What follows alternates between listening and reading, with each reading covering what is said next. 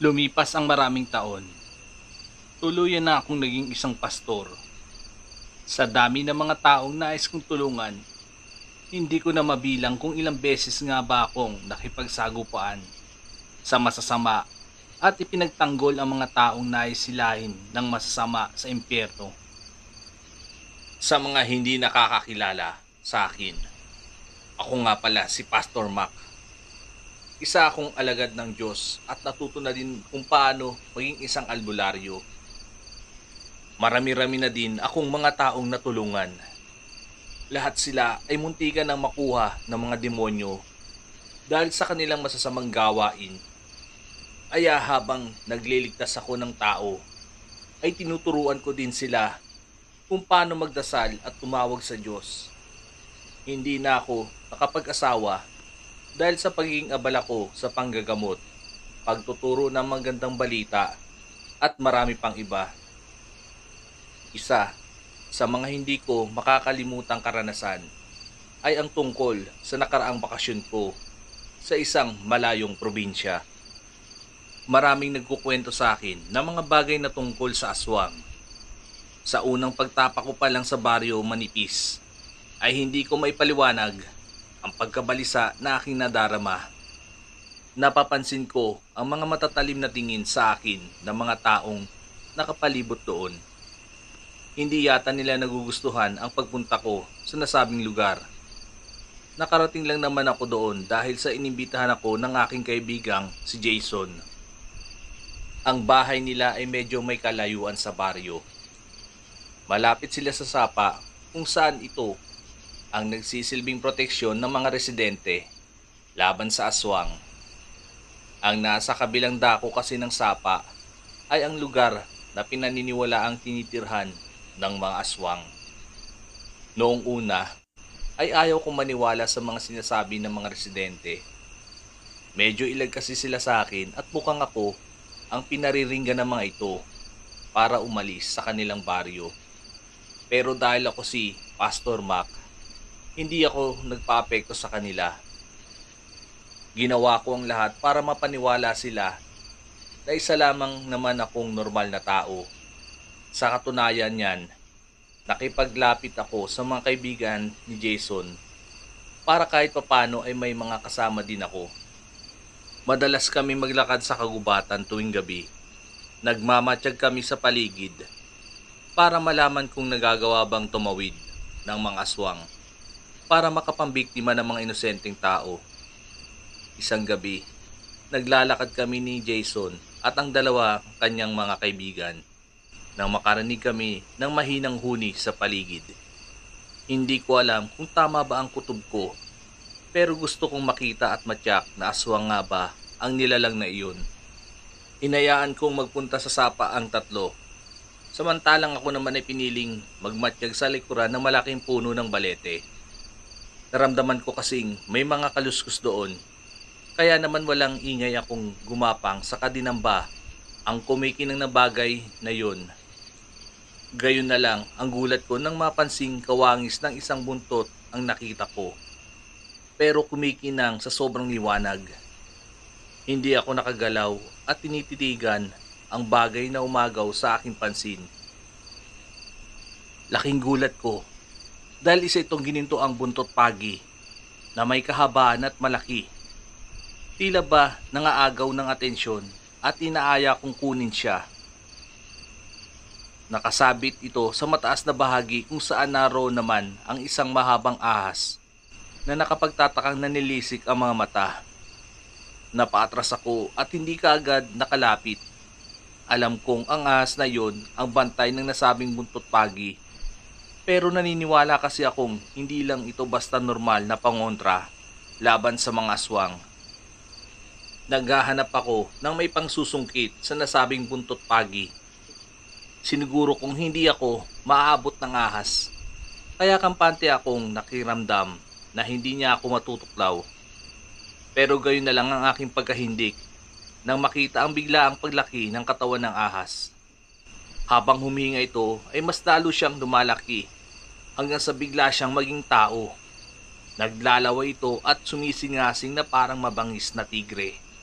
Sa puntong ito, inihanda ko na ang aking tinatagong tansong punyal at siyang iniumang para labanan ang aswang. Naghanda ako sa paglundag nang magtangkang sumugod sa akin ang malaking ahas. Nang papalapit na siya, ay dali-dali kong iwinasiwas ang aking tansong punyal. Kaya naman nagtagumpay ako sa pagsugpo sa aswang. Kaya napaigik siya sa sakit at bigla na lang gumapang sa isang tabi. Lumikha iyon ng ingay, kaya natarantang tumakbo papunta sa akin sina Jason at ang kanyang mga kasama. Sila man ay naalarma at dali-daling hinabol ang aswang, na basta na lang nawala sa aming paningin.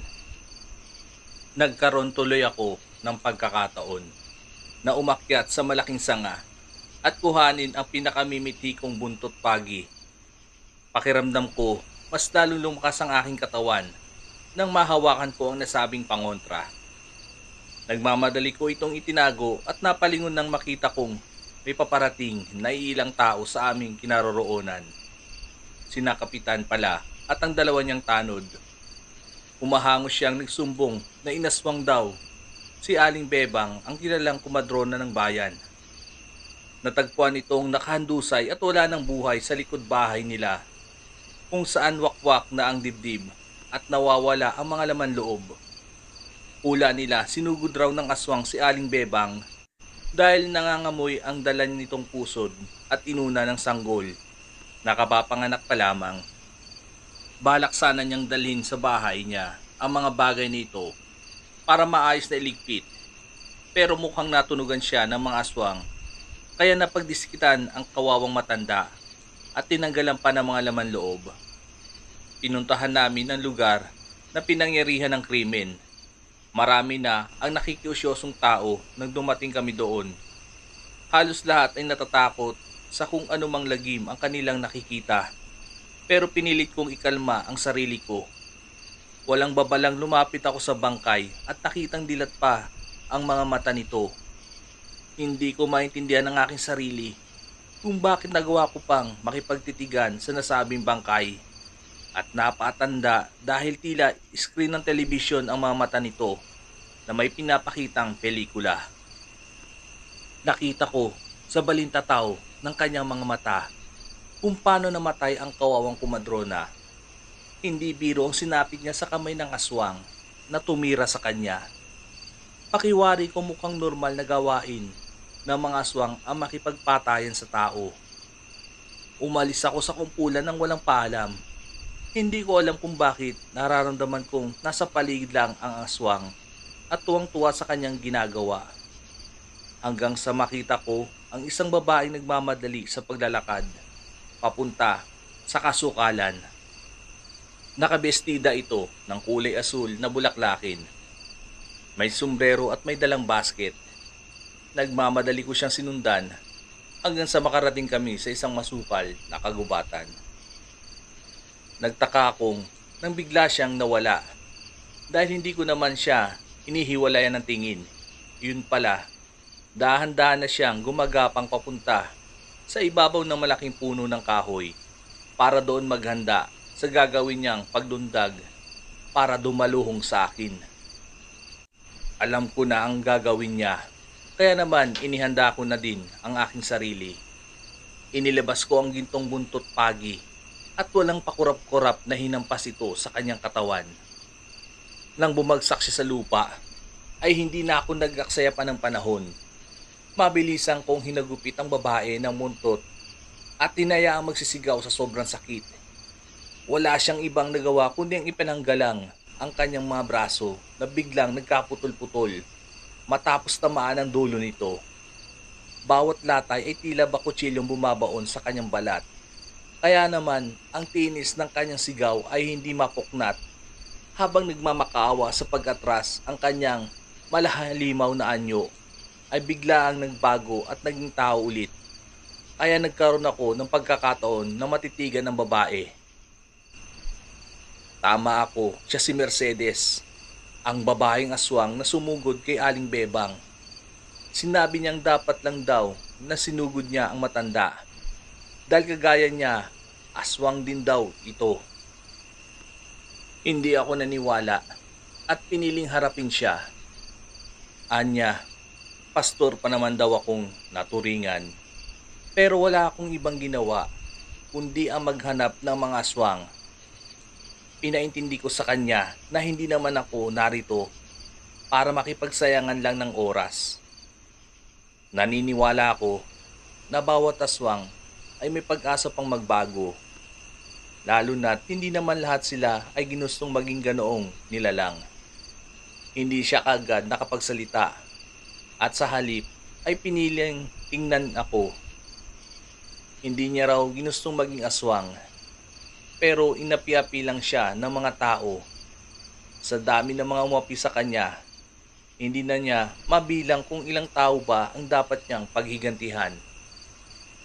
Sobra-sobra na ang mga natatanggap niyang lungkot, galit at sakit, kaya naisip niyang magpahawa sa isang tunay na aswang. Ang mga ganitong bagay kasi ay may pagkakahawig lang sa mga taong nasasapian ng demonyo. Ang aswang ay isang uri ng demonyo na nagkatawang tao para makapaggasik ng lagim. Kinumbinsi ko siya na magbalik loob sa Panginoon pero ayaw niya. Sa halip nanlisik ang kanyang mga mata at muling sumugod sa akin. Kaya mabilis kong hinagilap ang gintong buntot pagi at winasiwas ito sa kanya. Para pala itong samurai o mas matulis pa, walang nagawang babae kundi ang mapasigaw at magkikisay hanggang sa tuluyan siyang mapahandusay sa lupa. Dilat ang kanyang mga matang nakatingin sa akin habang dahan-dahang kinurba ang kanyang mga labi para lumika ng isang ngiti. Nagpasalamat sa akin si Mercedes. Anya, binigyan ko ng liwanag ang kanyang pagkatao. Masyado siyang nabulag sa pagnanais na makapaghiganti. Kaya lahat ng taong naging parte ng kanyang pagkalugmok ay hindi niya pinapalagpas. Nang mamatay si Mercedes, napatras ako ng kusang umusok ang kanyang katawan at naglagablab sa apoy.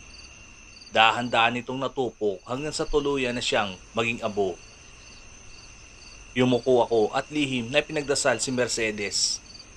Dasal ko lang na kahit sa huling sandali, maging tapat sa kanyang sarili ang babae at tanggapin ng Panginoon na maglilinis sa kanyang mga kasalanan. Tinapik ako ni Jason. Hindi ko na malayang nakalapit na pala siya sa akin. Anya, matagal nang tinalikuran ni Mercedes ang pagiging tao. Pero nakakabigla lang malaman na sa huling sandali ay mas pinili ni Mercedes ang maging matapang at matatag. Iniangat ko naman ang aking natagpuang ginintuang buntot pagi. Alam kong hindi madali ang misyon na nakaatang sa akin. Pero siguro naman, kaya ko nito pinagkatiwalaan dahil alam ng ginintuang buntot pagi ang mga bagay na desidido akong gawin para sa mga taong nangangailangan sa akin. Alam nito na kaya kong turuan ang mga taong minsan nang naging masama na magbalik loob sa Diyos at kilalanin siya bilang nag-iisang Panginoon. Buong akala ko ayos na ang lahat, pero nasinda kaming lahat ng may mga mapupulang mata pa kaming natagpuang papalapit sa amin kinaroroonan. Sumingasing ang mga ito at tanimong tigre na gutom na gutom. Hindi nila nagustuhan ang pagkawala ni Mercedes, kaya naman inihanda namin ang aming mga sarili para makipaglaban sa mga aswang. Sunod-sunod silang sumulpot at pinagkakalmot ang aking mga kasamahan. Nagkaroon ng labanan sa pagitan ng tao at aswang, kaya halos wala kaming ginawa kundi ang mapanatiling malakas ang aming puwersa. Napasigaw ako nang mapaigik matapos naman tamaan ng kalmot ng isa sa kanila. Pero hindi ko na ito pinakawalan pa. Lakas loob kong nilabanan ang bawat aswang na nagbabalak na lumapit sa abo ni Mercedes. Kahit pala kasi abo na ito ay nanatiling buo ang kanyang puso, kaya naman nais nila itong kunin para buhayin muli. Umiling ako at hindi makakapayag sa kanilang masamang hangarin. Ang mga aswang na sumusugod sa akin ay napuputulan ng kamay, braso, dila at binti. Ilan sa kanila ay nadaplisan, kaya dumanak ang dugo sa maraming bahagi ng lugar na aming kinaroroonan. Walang habas sa pinagtataga naman ni Jason nang hawak nitong itak na pinahira ng katas ng kalamansi at holy water. Kaya sino mang matamaan nito ay namamatay at nasusunog. Halos sirap ang mga aswang na nakasugupa naming lumaban. Kaya alam kong may tsansa pang manalo kami. Walang takot kong iwinasiwas ang buntot pagi. Hanggang sa hindi ko namamalayang hinihingal na kami ni na Jason sa pakikipaglaban. Salamat naman at wala nang sumugod pa. Alam kong hindi madali ang labanan ang mga aswang.